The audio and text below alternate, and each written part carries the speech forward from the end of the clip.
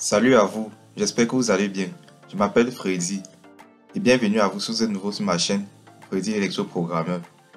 Je suis à présent au tutoriel numéro 7. J'ai commencé depuis le tutoriel numéro 3 avec les algorithmes dans un logiciel appelé AlgoBox pour ensuite aller traduire à langage C dans un autre logiciel appelé CodeBlocks. Mon tutoriel précédent numéro 6 montrait comment faire le produit matriciel de deux matrices 3x3 rempli par un utilisateur. Et pour ce faire, j'ai utilisé les structures itératives bornées, connues sous le nom de boucle pour. Aujourd'hui, on va utiliser une boucle après condition, appelée boucle tant que fait, pour afficher un terme au choix de l'utilisateur de la suite de Fibonacci. Pour info, la suite de Fibonacci, le terme général par exemple UN, est tel que UN égale à 1 pour n égale à 0 ou n égale à 1. Et UN égale à UN-1 plus UN-2 pour n supérieur ou égal à 2. Sans plus tarder, on va commencer par l'écriture de l'algorithme d'AlgoBox que voici. Donc, au niveau de la section variable, je vais décrire mes variables. Ici, j'aurai la variable U0 est du type nombre. J'aurai encore là une autre variable U1. Je suppose ici que ma suite c'est UN. U1 est du type nombre. J'aurai N est du type nombre. J'aurai encore I est du type nombre. Et j'aurai U2 est du type nombre. Je commence dans l'écriture de l'algorithme. Ce que je vais faire, je vais d'abord demander à l'utilisateur d'entrer le terme dont il souhaite avoir. Entrer la valeur de... Entrer le rang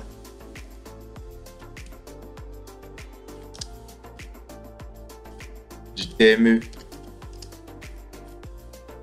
dont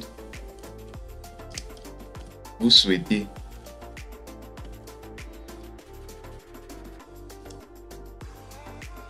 avoir la valeur.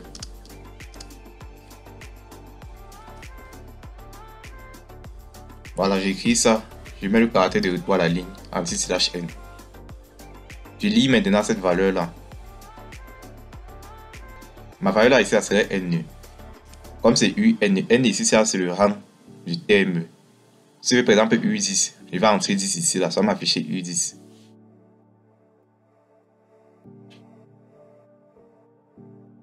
Maintenant, je vais utiliser ma boucle après condition. Ma boucle après condition que je vais utiliser ici, ça serait la boucle tant que fait.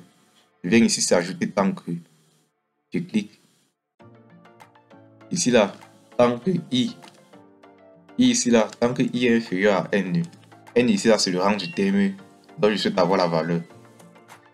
Mais ce qui n'est pas fait, je dois d'abord initialiser I à 1. Donc, je vais initialiser I à 2, pardon. Initialiser I à 2. Parce que ici, là, ce que je vais faire le traitement UN égale à UN-1 plus UN-2. Je vais que ça cite au fur et à mesure que la valeur de N varie. Et j'ai bien précisé que cette expression est valable pour N supérieur ou égal à 2. Donc, I ici, c'est l'indice qui va varier de 2 à N. Donc, tant que I est inférieur ou égal à N, I commençant bien sûr à 2 parce que N doit être supérieur ou égal à 2 pour que l'opération UN égale à UN-1 plus UN-2 soit vraie. Et à cet effet, il faut aussi initialiser mais U0 et U1 à 1. U0 à la valeur 1 et U1 à la valeur 1.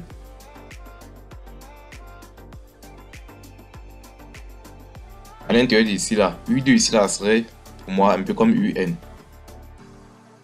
U2 va prendre la valeur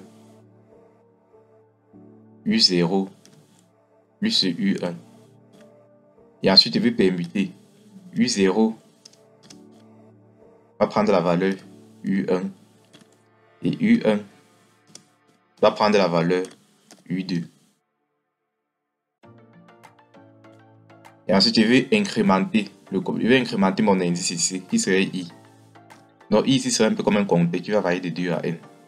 Donc, I va prendre la valeur.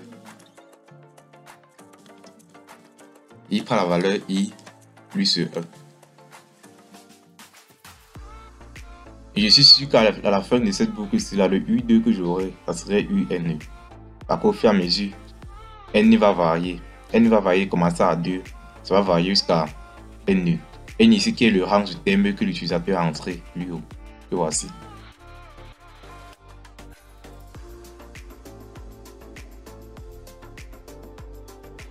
Voilà. Ce que je vais maintenant faire à la fin, je vais afficher le message. Je vais afficher U.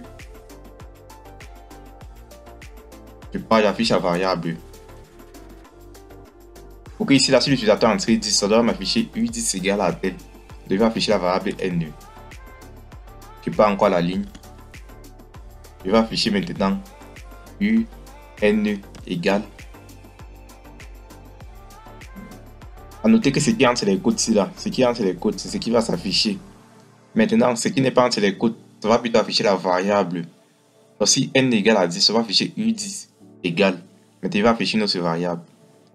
La variable ici qui est U2, qui est la variable de UN à la sortie de la boucle après condition tant que. Ici, ça serait U2, qui serait la valeur de UN que je veux. J'ai ainsi fini. Ce qui me reste à faire, je vais enregistrer. Je viens sur sauver. Et puis mettre ici suite Fibonacci. Suite de Fibonacci.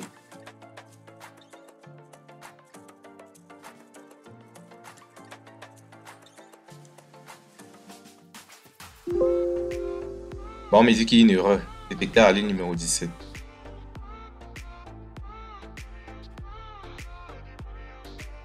On me parle ici d'une variable non déclarée. En effet, ici, j'ai mis grand U2 dans ces petits U2.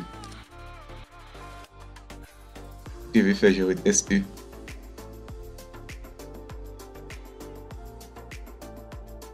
Voilà, je crois que là, c'est bon.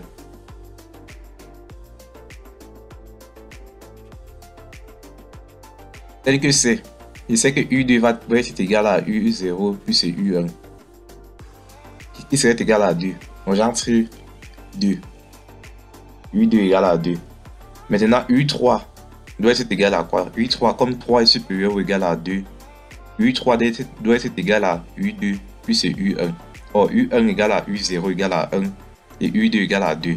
Donc, si j'entre 3, U3 doit me donner combien? U3 doit me donner U2 plus U1 qui doit être égal à 2 plus 1 qui doit être égal à 3.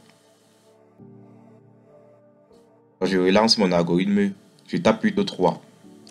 Et voilà, effectivement, U3 égale à 3. Je peux continuer. U4 doit être égal à combien? U4, comme 4 est supérieur ou égal à 2, U4 doit être égal à U3 plus U2. Or, U3 égale à 3 et U2 égale à 2. Donc, U4 doit être égal à 3 plus 2 qui doit être égal à 5. Donc, je relance, je tape 4. U4 doit me donner 5. Donc, l'algorithme fonctionne correctement. Comme ça fonctionne correctement, je peux maintenant aller traduire à langage C dans CodeBlocks. J'ai ainsi fini l'algorithme qui permet d'afficher un terme de rang n de la suite de Fibonacci. Et le rang du terme est entré par l'utilisateur.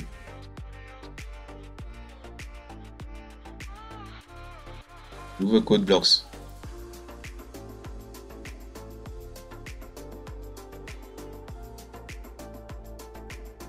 Je crée un nouveau projet. Console Application. C. Langage C. Next. Je choisis mon. Voilà, j'ouvre le fichier source. Ce que je vais faire ici, je vais traduire ligne par ligne mon algorithme à langage C. Je traduis ligne par ligne. Je suis à ce niveau-ci, je vais déclarer d'abord les variables ici. Tous sont des entiers. Donc U0, U1, NI, U2, ce sont tous des entiers. Je mets ici là donc int U0, virgule U1. virgule, N virgule, I virgule, et U2, point virgule. Ici maintenant au niveau du début algorithme, j'initialise I à 2, U0 à 1, U1 à 1. Je vais mettre ici I égale à 2, aussi simplement. U0 égale à 1. Je finis avec le point virgule. Et U1 égale à 1. Je finis avec le point virgule. Ici au niveau maintenant d'ici, il va afficher entrer le rang du terme dont on souhaite avoir la valeur. Je viens ici et fais la même chose.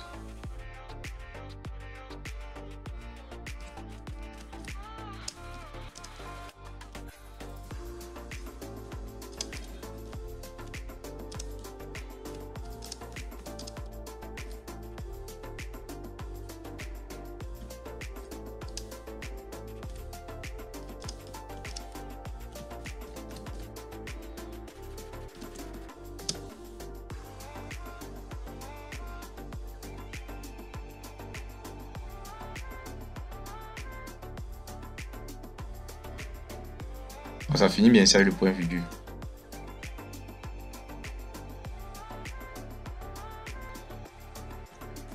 Je suis maintenant au niveau d'ici.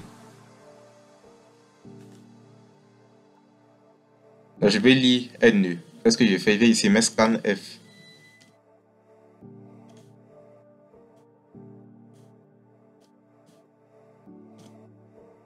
Scan F modulo D. Modulo D bien sûr, format des entiers.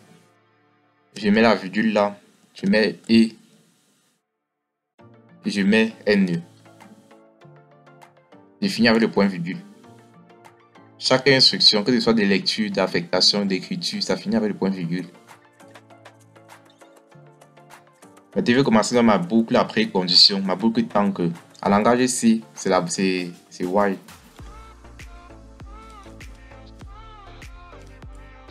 While I inférieur ou égal à N. J'ouvre les côtes. U2. U2 égale à U1. U c'est U0. Point virgule. U0 égale à U1. Point virgule. Et U1 égale à U2. Et finir avec le point virgule.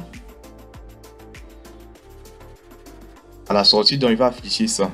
À la sortie, il va afficher ça. Afficher U, N. N ici, c'est une valeur. U, N égale à U2.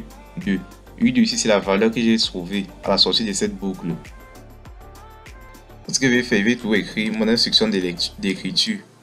Mon instruction d'écriture ici qui est printf. Printf. Je vais afficher ici la U. Je vais mettre ici modulo D. Ça là, c'est une écriture formatée. On appelle ça écriture formatée. Je vais mettre ici égal modulo D. Ce que je viens ici là maintenant faire, je mets la virgule. Je mets dans l'ordre. Ici là, mon modulo D ici, ça représente quoi? Ça représente quelle valeur? Modulo D ici représente la valeur de N. La valeur de N ici là qui est entrée par l'utilisateur. La valeur du rang du terme dont on souhaite connaître la valeur. C'est ça qui est entré par l'utilisateur. Je vais mettre ici N. Je mets encore une autre virgule. Je mets dans modulo D ici. Ça représente quoi? Ça représente U2 ici. À la sortie de la boucle tank. Et la boucle while à langage ici. Donc voici sa sortie. Je mets ici la U2. C'est exactement pareillement que j'ai fait ici. Sauf que ici là, la notation change. J'ai fini avec le point virgule. Et puis de lancer. Avant de lancer, je commence par construire.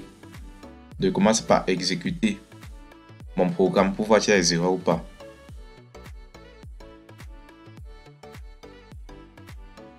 Et parmi il n'y a pas d'erreur, c'est que ça devait s'afficher. Ça devait s'afficher ici en bas. Bon, il peut agrandir pour que vous voyez bien. Voilà. Je disais tantôt, quand il lance, s'il y a erreur, ça doit s'afficher ici. Mais il n'y a pas donc d'erreur. Il peut donc aller lancer la simulation. J'appuie sur Run. Entrer le rang du terme dont on souhaite avoir la valeur. Entre par exemple 3. Apparemment ça marche pas, on a fait l'erreur copain. Je reviens ici. Je vois exactement, il n'est pas incrémenté mon compteur. Regardez bien. Dans Argo Box ici à la fin j'ai mis i prend la valeur i plus 1. Je dois faire la même chose ici. Je vais mettre ici là i égale à i plus 1. Je finis avec le point virgule. Et puis donc, réexécuter mon programme. Je réexécute, je vois ici apparemment il n'y a pas d'erreur. Et je relance encore la simulation sur Run. Je passe sur Run et je lance la simulation. J'entre la valeur 3. Ça affiche évidemment U3 égale à 3. Je peux encore resimuler, lancer par exemple la valeur 4. Je sais que U4 va être égal à 5. U4 égale à 5. Donc c'est bon. Le programme a bien fonctionné. Donc l'algorithme et le programme ont bien fonctionné. Donc voici l'algorithme dans ArgoBox. Et voici le programme dans CodeBlocks. Voici le programme dans CodeBlocks. Bon, j'arrive à présent au thème de ce tutoriel dans lequel il était question de trouver un thème de rang n de la suite de Fibonacci. Donc, le thème devait être entré par l'utilisateur. Le rang du thème doit être entré par l'utilisateur pour ensuite afficher la valeur de ce thème. C'était tout pour ce tutoriel numéro 7. Portant sur la suite de Fibonacci. Dans ce tutoriel, on utilise une boucle après condition, la boucle tant que. Dernièrement, on avait utilisé une boucle pour, qui est ici une itération bornée, une boucle itérative bornée. C'est ça qu'on appelle la boucle pour. C'est ça qu'on utilisait la fois passée dans le tutoriel numéro 4, je pense, pour faire la table de multiplication d'un nombre. On a aussi également utilisé ça dans le tutoriel numéro 5 et 6 sur les matrices. Mais à ce niveau-ci, là, sur les suites, on utilisait la boucle après condition, la boucle tant que. Le tutoriel touche à présent à son thème. Si vous avez aimé, lâchez-moi un pouce bleu. Et si vous avez eu des incompréhensions, des questions à me poser, faites-moi part en commentaire. Je suis disponible pour vous. Que ce soit même des incompréhensions sur le code ou bien encore sur certaines instructions de l'algorithme ou bien du programme C. Que qu'en soit vos questions, faites-moi part en commentaire. Et abonnez-vous à ma chaîne afin qu'on continue nos tutoriels ensemble. Nous sommes déjà au tutoriel numéro 7. Prochainement, on va faire le tutoriel numéro 8 d'ici très peu de temps. Donc abonnez-vous à ma chaîne et on se retrouve donc à très bientôt dans un nouveau tutoriel. Portez-vous bien.